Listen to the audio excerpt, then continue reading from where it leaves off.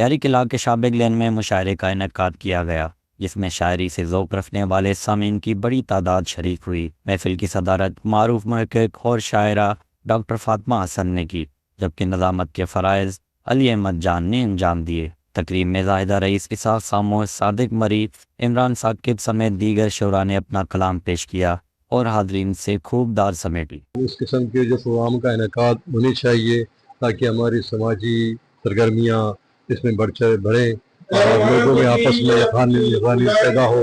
اور یہ یہاں وحید نور کے حوالے سے جو پروگرام سجائی گئی ہے، وحید نور ایک بہت بڑے اچھے شاعر ہیں اور اس کے علاوہ ایک اچھے انسان ہیں۔ وحید نور ہمارے پرانے ہمسائے بہاریان ہیں۔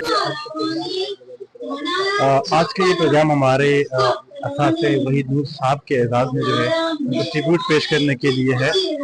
اس طرح کے محفل رکھنے کا مقصد ہمارے جو لیجنڈ ہیں، جو لوگ دیاری کے لیے، کراچی کے لیے کام کر رہے ہیں، نوجوانوں کے لیے کام کر رہے ہیں، ان کے جدوجہد کو سراہنا ہے، اور ساتھ ہی ساتھ کمیونٹی کے لوگوں کو ایک ساتھ ایک پلیٹ فارم میں لا کے اپنے کلچر کو، اپنے جو ہے کیا کہتے ہیں ورثے کو جو ہے وہ سیلیبریٹ کرنا، اس کو محفوظ رکھنا ہے۔